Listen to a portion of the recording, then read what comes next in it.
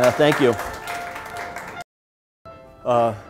Matthew loved a few things in his life, and one of them was fishing. If you notice that many of the pictures were associated with fishing, from just a wee little guy to his teenage years. He loved clothing.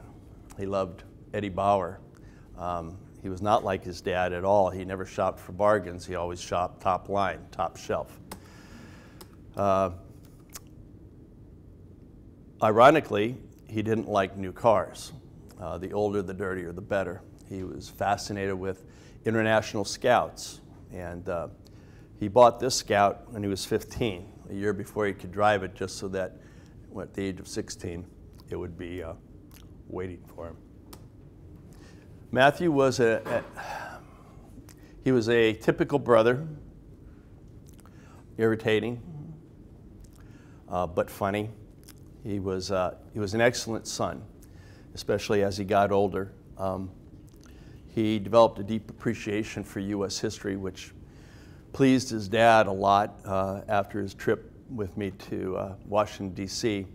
And Matthew was an excellent friend to his friends. He would typically give the shirt off his back and the last $10 out of his wallet. Of course, he'd come back and ask to be replenished, but he gave nevertheless.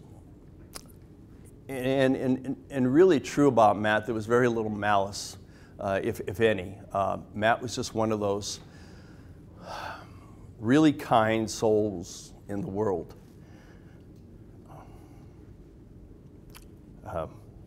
Who really never met a stranger. I started to mention Matthew took his life St. Patrick's Day, 2004. In his letter, and he left us a letter. Most suicide victims don't leave a letter, so we feel fortunate for that.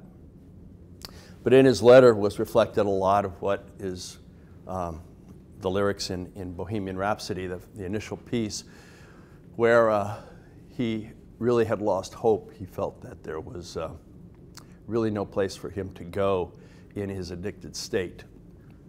His greatest fear was that he would someday kill someone in a DUI, and he wouldn't be able to live with himself. Matt had an addictive personality, and it was for the good things too, the hunting and the fishing and the camping. But he tried marijuana, liked it. He added alcohol to the mix, then cocaine, experimented with methamphetamine, and that's really when the sky fell. And the next 3 months, from January 17th to March 17th, was literally 24/7 walking around on pins and needles, trying to protect Matthew from himself.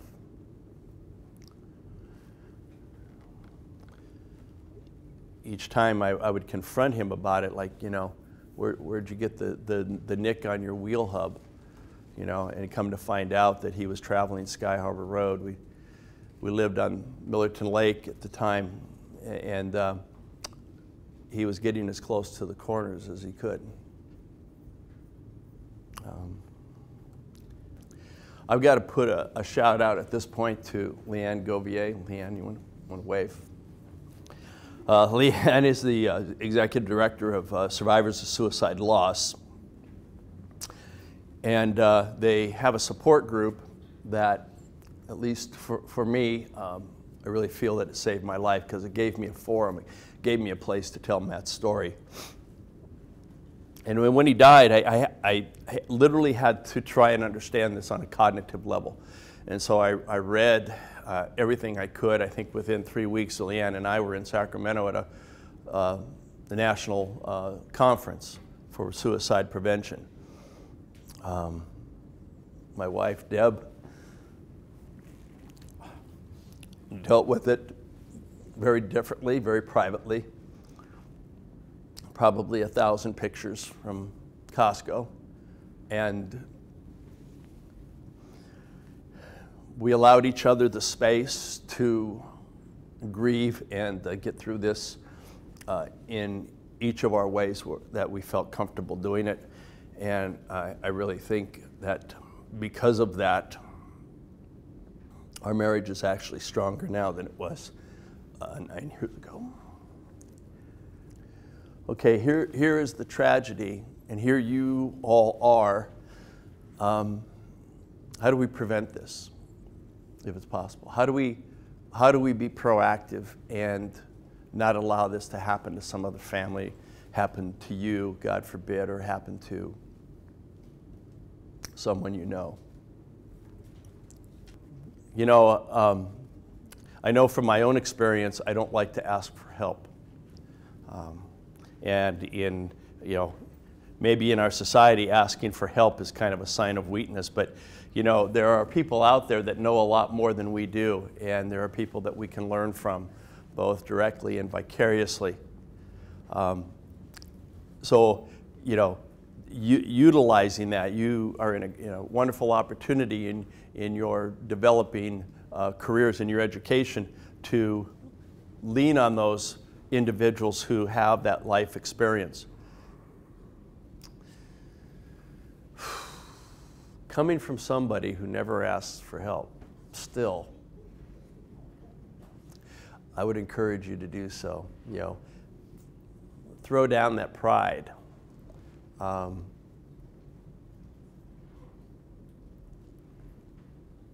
Because there are some things you can't do for yourself, and try to recognize when you are in a bad place.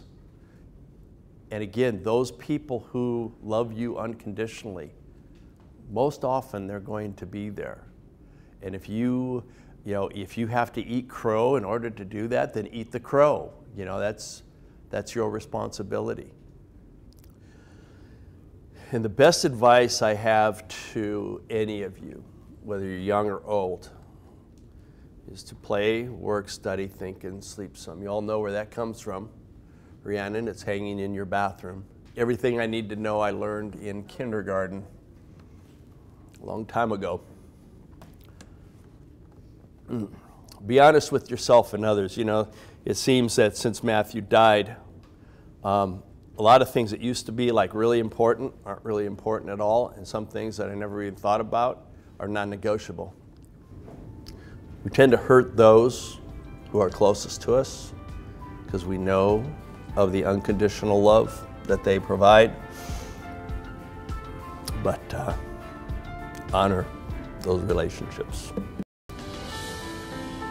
So thank you very much.